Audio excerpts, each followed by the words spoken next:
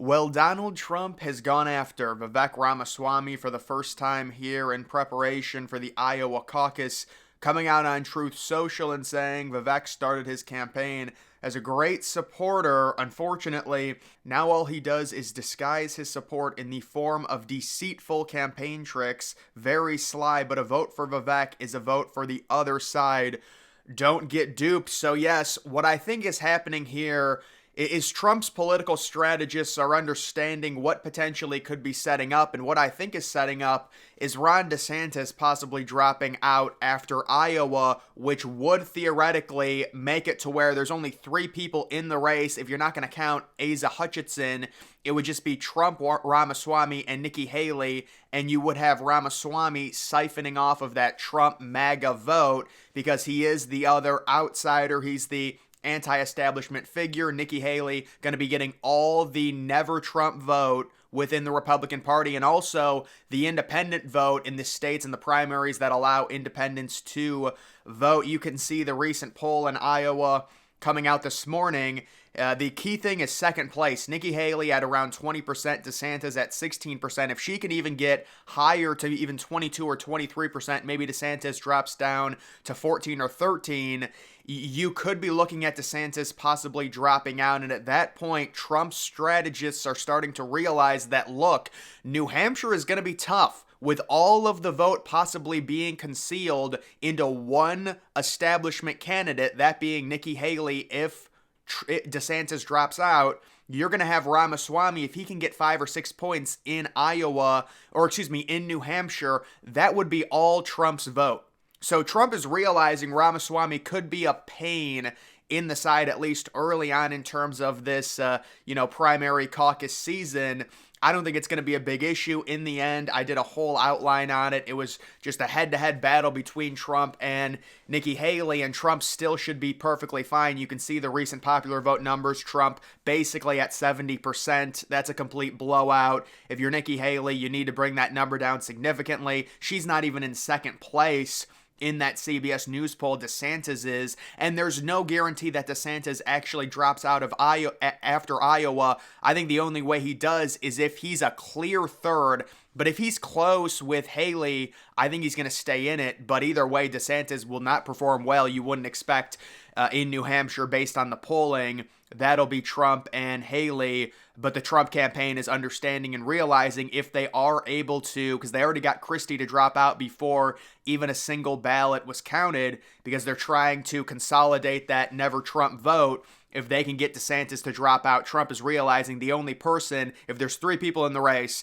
and Vivek is one of them, all of his vote, that would be going to me. People that are voting for Vivek, if Vivek drops out and theoretically endorses Trump, which is what we would expect, that vote would then go to Trump.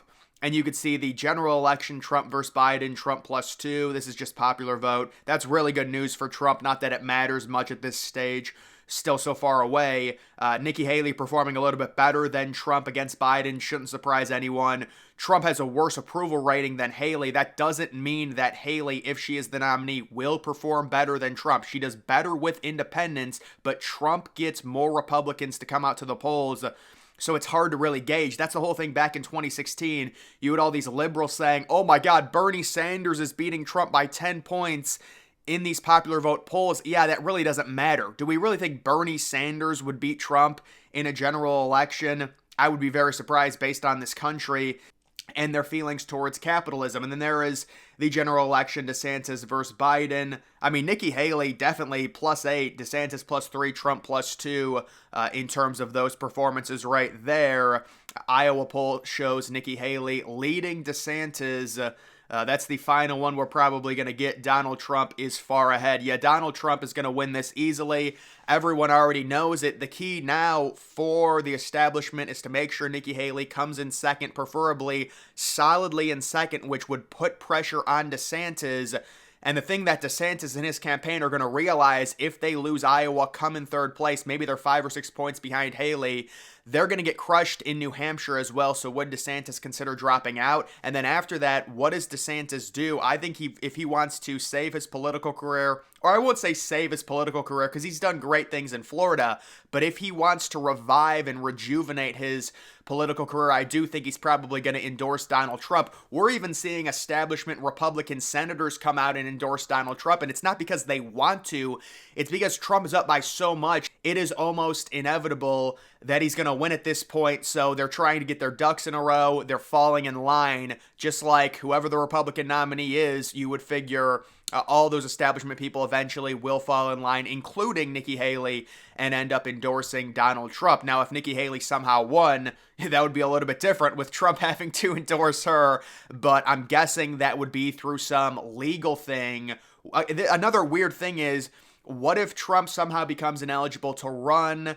Would Ramaswamy still be in the race? What is your strategy if you're Ramaswamy? And then, by the way, I was just searching, to do this video, and I saw this thing from Politico, and these sites are just unreadable, man. They're just so unreadable. So let's look at the headline. The Vivek Ramaswamy show approaches its finale. That is the headline on Politico. So they're saying, look, if Vivek doesn't perform well in Iowa, he's dropping out, which I agree with. I think Vivek is definitely doing this thing where he's going everywhere. It's horrible temperatures. It's freezing cold. He's trying to get at least 10 to 12% of the vote here, but it's an uphill battle because if you're going to go vote for Vivek, you're just going to vote for Trump because he did it first. Let's be honest. In 2016, it's like Vivek is kind of leeching off of Trump, even though Vivek is smarter and more articulate. You can kind of understand why people would say that. And then let's take a look at this. You embarrassed me, a woman told Vivek Ramaswamy after she stood up before the crowd. That's the start of the article. Very dramatic. And let's see, what is this woman mad about? Well, she's mad that Vivek told Van Jones, the CNN commentator, to just shut the fuck up, which, by the way, I fully endorsed. Van Jones is disgusting. I don't know if you guys heard what Van Jones was saying. He's just so pissed off that Vivek Ramaswamy is so young and on the right and almost kind of with, the Trump base and everything like that. It's very threatening for someone that young to be pro-MAGA and also that articulate, and he just says some disgusting stuff, and Vivek comes back, and there's just no tolerance for these type of people anymore. It's just pathetic, and he just tells him, just shut the fuck up, and this woman is like clutching her pearls. Why would you say that? How could you swear? Lady, you gotta grow up. Leave that in 2008 with John McCain. That's gotta be left in 2012 with Mitt Romney. It's just a different political climate. And that's part of the reason why Trump won in 2016. We were seeing it more and more as the internet evolved. And this goes back to the whole Elon Musk taking over Twitter, completely changing the game, turning it into X, turning it into more, Republican friendly. It certainly has completely changed the dialogue in this country. Could you imagine? I mean, even Trump. Let me just say the thing about Trump still using Truth Social. He must have signed the worst contract in history. Or I don't know exactly what happened. Did he finance Truth Social? Like, is that his social media site? Because it just seems so much better to use X. I don't know if it's still a non-compete. I don't know if he's losing a lot of money on Truth Social, so he's got to stay there. Otherwise, if he leaves, everyone else leaves.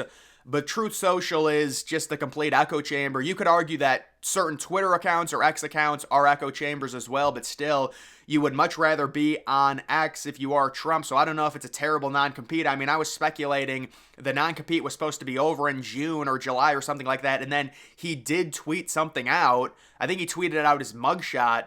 But other than that, I don't think he's tweeted much. So just kind of a weird situation in terms of that. But going into Iowa, Trump taking shots at Vivek, it's absolutely understandable if you are Trump's campaign. You're pissed off, especially if DeSantis drops out and they're able to consolidate that vote into one never Trump person, which would be Nikki Haley, as opposed to Trump still dealing with Vivek, leeching about 7 or 8% of vote away from him. This is all just political strategy. It's not that I dislike Vivek. I'm just saying what's happening. If Vivek drops out and endorses Trump, Trump gets that 7 or 8%. Pretty much guaranteed for sure. That's just the way the voting dynamics are with the anti-establishment versus the establishment. It's not like a Vivek supporter is just because Vivek drops out is going to turn around and vote for Nikki Haley. That's not happening. They would go and they'd vote for Trump, and that's why Trump is saying don't vote for Vivek because it's a waste. It's the same thing, with the Democrats saying don't vote for the Green Party, or the Republicans saying don't vote for the Libertarian Party in the general election. It's a waste of a vote. You're actually helping the other side